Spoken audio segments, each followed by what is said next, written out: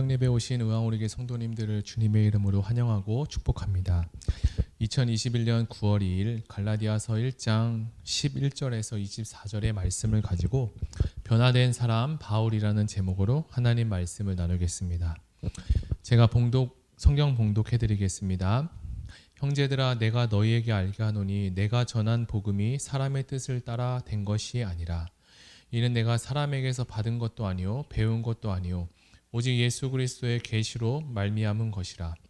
내가 이전에 유대교에 있을 때에 행한 일을 너희가 들었거니와 하나님의 교회를 심히 핍박하여 잔해하고 내가 내 동족 중 여러 영갑자보다 유대교를 지나치게 믿어 내 조상의 유전에 대하여 더욱 열심히 있었으나 그러나 내 어머니의 태로부터 나를 택정하시고 은혜로 나를 부르시니가 그 아들을 이방에 전하기 위하여 그를 내 속에 나타내시기를 기뻐하실 때에 내가 곧 혈육과 의논하지 아니하고 또 나보다 먼저 사도된 자들을 만나려고 예루살렘으로 가지 아니하고 오직 아라비아로 갔다가 다시 다메섹으로 돌아갔노라. 그 후 3년 만에 내가 게바를 신방하려고 예루살렘에 올라가서 저와 함께 15일을 유할세 주의 형제 야고보 외에 다른 사도들을 보지 못하였노라. 보라, 내가 너희에게 쓰는 것은 하나님 앞에서 거짓말이 아니로다. 그 후에 내가 수리아와 길리기아 지방에 이르렀으나 유대의 그리스도 안에 있는 교회들이 나를 얼굴로 알지 못하고 다만 우리를 핍박하던 자가 전에 잔해하던 그 믿음을 지금 전한다함을 듣고 나로 말미암아 영광을 하나님께 돌리니라. 아멘. 오늘 본문은 사도 바울 자신이 어떤 과정을 거쳐서 사도의 직분을 감당하게 되었는지에 대해서 설명해 주고 있습니다. 하나님은 바울의 삶에 찾아가셔서 그의 가치관과 인생의 목적을 바꾸어 주셨습니다. 이전에 바울은 유대교에 있을 때 자신의 열심과 그리고 조상의 전통과 유전을 지키며 그 누구보다도 열정적으로 종교 생활을 했습니다. 그래서 유대교에서 십자가의 저주를 받아 죽었다고 생각한 예수님을 메시아로 구원자로 고백하는 하나님의 교회 기독교를 박해하고 멸하는 일에 앞장섰기 때문에 바울은 하나님께 심판을 받아도 마땅한 사람이었습니다. 그런데 하나님은 그런 바울을 택하셔서 사도로 세우시고 갈라디아로 파송하셨습니다. 이런 바울을 향해 사람들은 오해하여 바울의 사도직에 대해서 믿을 수 없다는 사람들의 이야기가 들리기 시작합니다.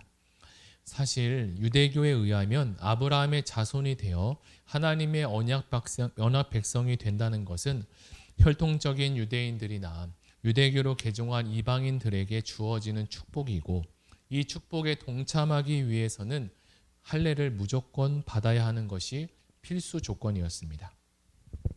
하지만 바울은 이 할례나 율법 준수와 관계없이 단지 예수 그리스도를 믿음으로 의롭다함을 받고 하나님의 자녀가 될 수 있다라고 말합니다. 이것은 바로 유대교 전통을 지녔던 바울에게 있어서는 굉장한 혁명적인 일이었습니다. 그래서 바울은 갈라디아서 1장 11절에서 형제들아, 내가 너희에게 알게 하노니 내가 전한 복음이 사람의 뜻을 따라 난 것이 아니다라고 이야기하면서 그가 받았던 이 복음과 사도직에 대한 정당성을 논리적으로 증거하고 있습니다. 특별히 갈라디아서를 읽다 보면 바울이 전하는 이 복음의 핵심을 이해할 수 있는데요. 그것은 바로 자신이 다메섹 도상에서 예수 그리스도를 만난 그 사건을 이방인들에게도 전하고 있습니다. 하나님은 바울에게 이방인에게 보내는 사도라고 이야기하시며 그를 사도로 부르셨습니다. 바울은 다메섹 도상에서 예수님을 만나고 복음에 대한 이해가 완전히 뒤바뀌게 되었는데 유대인이나 그리고 이방인이나 모두 믿음이라는 동일한 근거 안에서 의롭다 하심을 받아 하나님의 자녀가 된다는 사실은 그 이신층의 복음을 전했습니다. 바울이 말하는 그리스도의 복음을 반대하는 그들은 바울이 얘기하는 복음과 전혀 다른 복음을 선호하여 바울이 말하는 이 복음에 대해서 완강히 반대하고 거부했습니다. 내가 전하는 이 복음은 사람의 뜻을 따라 난 것이 아니다라고 말하며 복음을 거부하는 사람들에게 바울이 자신이 전하는 복음에 대해서 잘못된 것이 아니다라고 설명해 주고 있습니다. 바울이 전파하는 이 복음은 사람을 통해서 주어진 인간의 것으로부터 나왔던 메시지나 그런 것들이 아니고, 그는 초대교회에서부터 내려오는 어떤 전승 또 전통으로부터 받은 것도 아니었습니다. 그리고 유대교 생활에 했었던 어떤 것을 가지고 발전시킨 것을 바울이 말하는 복음이라고 하지 않습니다. 결국 바울이 이야기하고 싶은 것은 자신의 복음이 어떤 사람의 다른, 그리고 교사들의 교육에 의해서, 그 교육의 결과에 의해서 근거하지 않는 지술이라고 이야기합니다. 그래서 바울은 십자가에서 못 박혀 죽고 부활하신 예수가 바로 그리스도이시고 하나님의 아들이 되시며, 오직 예수 그리스도를 믿는 믿음을 통해서만 구원을 얻을 수 있다라고 선포하고 있습니다. 그래서 11절에는 바울이 회심 이전의 유대교 시절의 생활을 언급하고 있는 것도 볼 수 있습니다. 13절을 잠시 읽어보면, 내가 이전에 유대교에 있을 때 행한 일을 너희가 들었거니와 하나님의 교회를 심히 핍박하고 잔해했다. 당시 유대인들은 자기들만이 유일한 하나님의 백성, 선민이라고 생각하고 믿었습니다. 그들의 정체성을 나타내는 것이 할례고 토라고 성전이었는데, 이러한 율법 준수에 따라서, 이러한 율법을 지키는 것에 따라서 주어지는 축복의 대상이 된다는 신앙관을 그들은 가지고 있었습니다. 바울의 이러한 언급은 다메섹 도상의 예수 그리스도의 나타나심 사건으로 말미암아 그의 삶에 급격한 변화를 보여주셨기 때문에 필요한 것이라고 말할 수 있는데요. 그렇다면 우리는 질문을 하나 던져볼 수 있습니다. 왜 바울이 이 율법에 대한 열심으로 교회를 박해하고 멸하도록 했을까라는 질문을 던질 수 있습니다. 이것의 질문에 대해서 두 가지로 우리는 설명해보고 생각해볼 수 있습니다. 첫 번째로, 바울이 보는 기독교인은 율법을 버린 배교자들로 생각했기 때문에 그들을 핍박했을 것이고, 두 번째로는 기독교가 탄생하기 이전에 십자가에서 못 박힌 자는 하나님께로부터 저주를 받은 자라고 간주하였고, 그래서 유대인들은 십자가에 못 박힌 예수님을 하나님께 저주받은 사람이다, 그래서 그를 믿을 수가 없다라고 생각했습니다. 그러므로 이들에 대해서, 이것에 의해서 십자가에 못 박힌 예수님을 구원자 그리고 메시아로 선포하는 기독교는 그 자체가 모순이고 그것을 적대시할 수밖에 없었습니다. 자, 그렇다면 우리가 이제 15절과 16절을 같이 한번 읽어보겠습니다. 그러나 내 어머니의 태로부터 나를 택정하시고 은혜로 나를 부르시니가 그 아들을 이방에 전하기 위하여 그를 내 속에서 나타내시기를 기뻐하실 때 내가 곧 혈육과 의논하지 아니하고, 바울은 자신의 소명 사건이 우연하게 이루어진 것이 아니라 이미 어머니의 태중으로부터 하나님의 주권적인 은혜에 따라서 부르심을 입었다라고 이야기합니다. 그리고 자신을 부르신 목적을 찾았는데, 하나님의 아들 예수 그리스도를 이방에게 나타내기 위한 것이 자신이 태어난, 그리고 하나님이 나를 부르신 목적이다라고 이야기합니다. 바울은 자신이 택함받은 것이 유대라는 이 민족적 그리고 지리적인 환경을 넘고 초월해서 이방인에게도 구원이 대상이 되고, 그리고 하나님께서 이방인들에게도 구원을 삼아 주실 것이라고 그것을 믿고 자신의 사명으로 이해하고 있었습니다. 바울 자신이 이미 태중에서 할례와 율법 등 유대교가 말하는 구원의 여러 가지 조건들하고 관계없이 하나님의 전적인 은혜로 부르신 것처럼, 갈라디아 교회 성도들도 율법과 무관하게 하나님의 은혜로만 구원을 받은 존재라고 선포하고 있습니다. 바울은 다메섹 도상에서 받은 이방 선교에 대한 사명을 감당하기 위해서 혈육과 의논하지 않고 먼저 사도된 자들과 만나려고 예루살렘에 가지도 않았고 곧장 아라비아로 가서 복음을 전했다라고 이야기합니다. 그 이야기가 17절에 나옵니다. 한번 읽어드리겠습니다.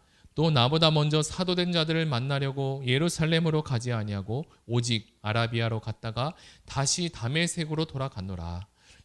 이것은 바울이 전하는 복음이 결코 예루살렘의 사도들에게 의지하지 않는 것임을 강조하고 있는 것이기도 합니다.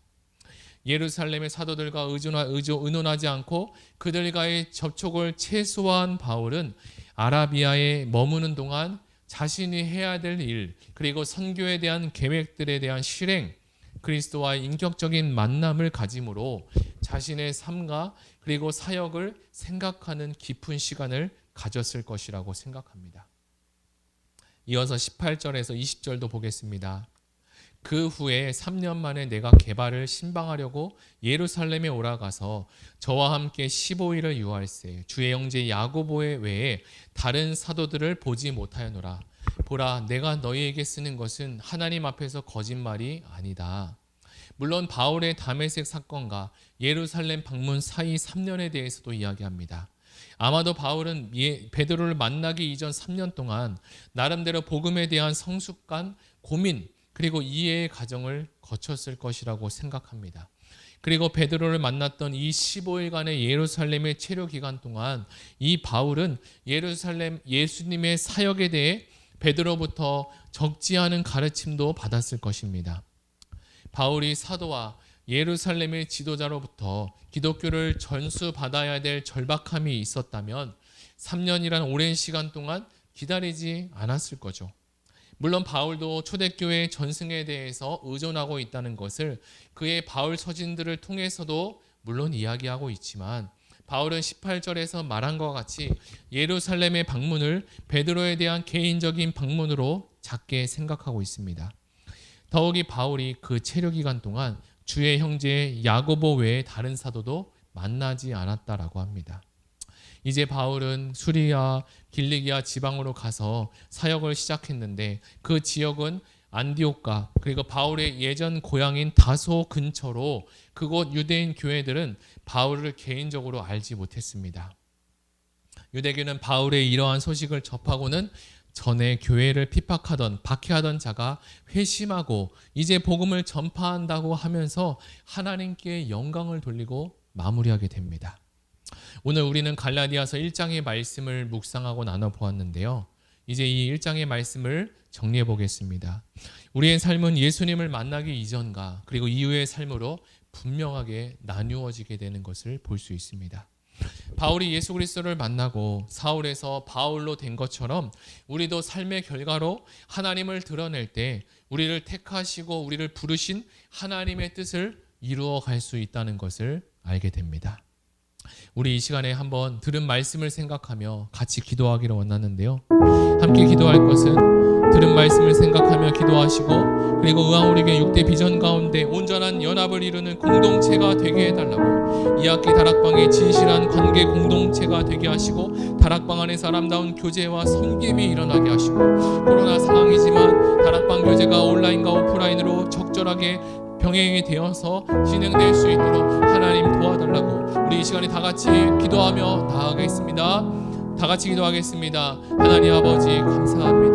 오늘 우리가 갈라디아서 1장의 말씀을 통하여서 하나님께서 사도 바울을 부르시고 그리고 이방의 사도로 세워주셨고 사도로서 인정해 주셨는데 많은 사람들이 하나님 유대교에 있는 사람들이 복음을 알지 못하고 다른 복음을 전하는 사람들이 바울을 인정하지 않고 사도로서 인정하지 않았습니다. 그리고 바울이 전하는 복음을 하나님 진정한 복음이라고 믿지 않고 기독교 예수 그리스도를 구세주로 받아들이지 않았습니다. 하나님 그러나 그들의 오해 가운데 하나님 바울을 통해서 바울의 사도직을 설명하고 복음에 대해서 분명한 복음이 진정한 복음이 어떤 것인지를 이 갈라디아 말씀을 통해서 계속적으로 말씀하고 있습니다.